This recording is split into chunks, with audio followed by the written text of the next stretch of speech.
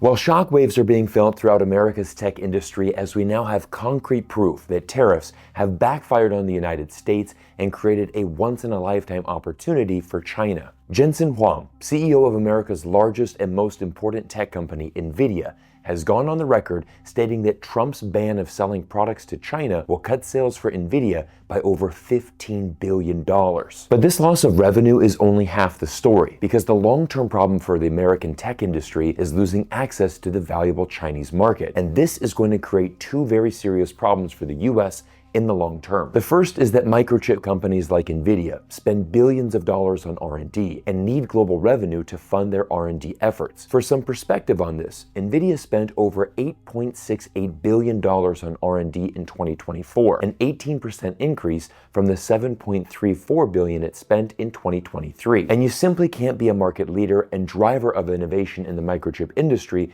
without making these type of investments. But with US tariffs cutting Nvidia sales by tens of billions of dollars, the company is going to experience significant headwinds with funding their R&D. And this is exactly what prompted Jensen Huang, who was in Taiwan last week attending an AI trade show, to go on the record and state, US chip controls are a failure. They are doing more damage to American business than to China. But this is where the problem is just beginning for Nvidia. Before Trump imposed chip export restrictions, Nvidia had a 95% market share of AI chips sold to China. That's now been cut to only 50%. Once again, Nvidia CEO Jensen Huang went on the record to state China's chip market could be worth $50 billion next year. It would be a shame not to be able to enjoy that opportunity, bring home tax revenues to the United States, create jobs, sustain the industry. You see, Jensen Huang is caught in a very difficult position. His heart and mind is torn between the United States and China. Jensen is a naturalized US citizen. His company, Nvidia, is the crown jewel of the US stock market, with a market cap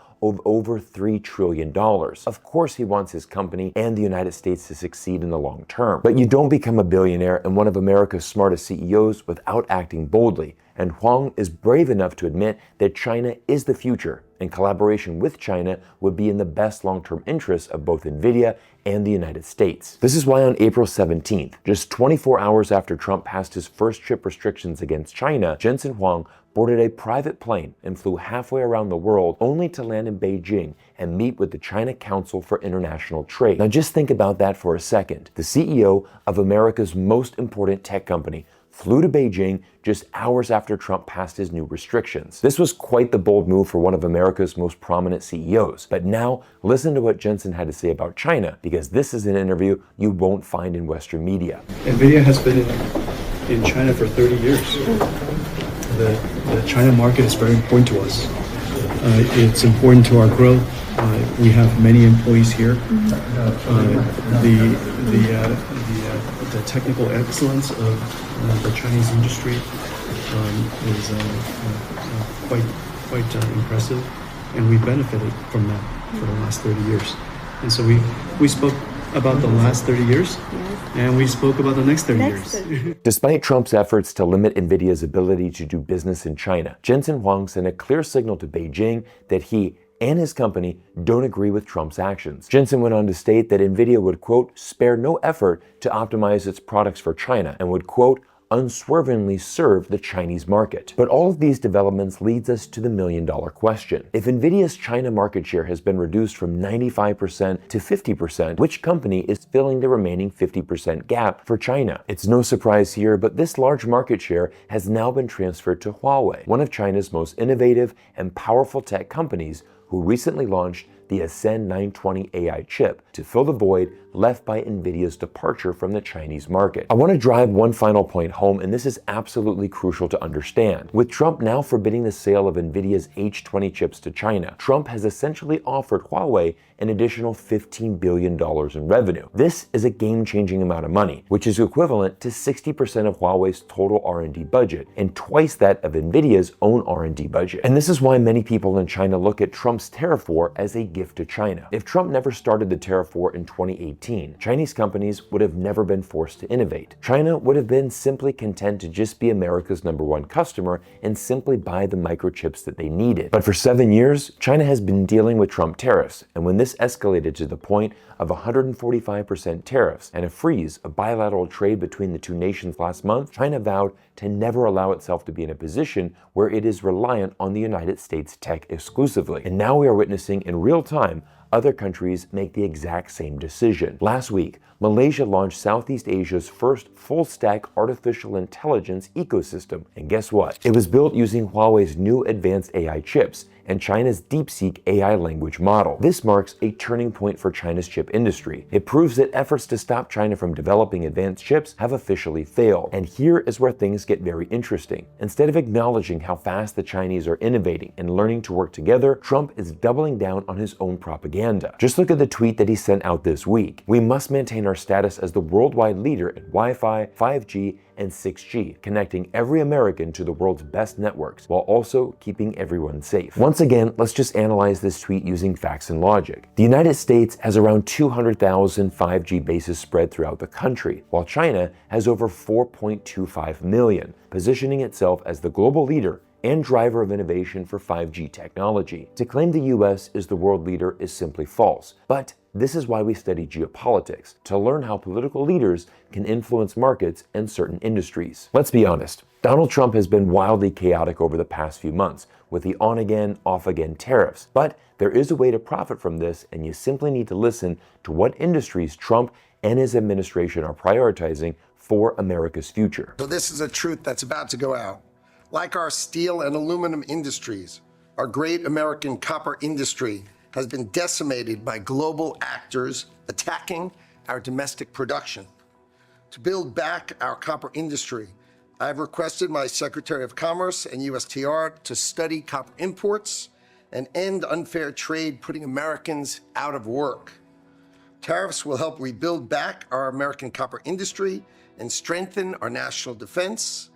American industries depend on copper, and they should be made in America. As I presented in today's video, the US and China are in a deep competition, and right now, President Trump is signing many executive orders to protect important sectors like domestic mining, and these are the industries that have enormous potential for the immediate future. Copper is often called the new oil because it is at the heart of America's future, and I could not be more bullish about it, especially when it is coupled with gold. Copper demand right now is surging while supply struggles to keep pace. Quite frankly, on a scale of 1 to 10, I am a full 10 on domestic US copper production. Now here's where basic and common sense supply and demand come into my bullish thesis. Global mine production is expected to peak in 2026, with a projected 700,000 ton deficit in 2025 alone. Underinvestment in new mines has created a supply crunch. And like I said, this is the time to get bullish and inquisitive on this sector and this metal. The US-China trade war has disrupted global copper supply chains. China, which controls 50% of global smelting, faces export challenges. Trump's investigation into copper imports aimed at bolstering national security is the leading edge in a worldwide revolution in mining. I just want us to truly grasp the scope of this opportunity with copper mining on US soil. Now, Giant Mining,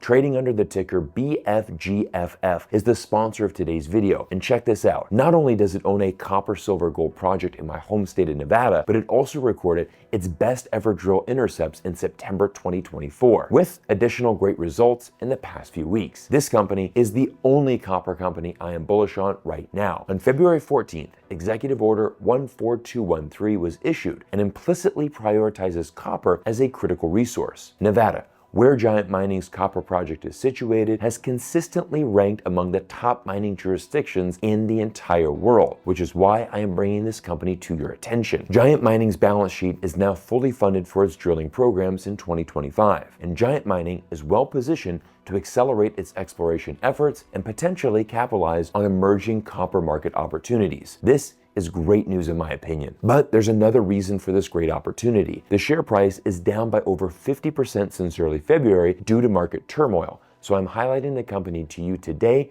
for a very specific reason. Giant Mining owns the Majuba Hill Copper Project, a past producing mine.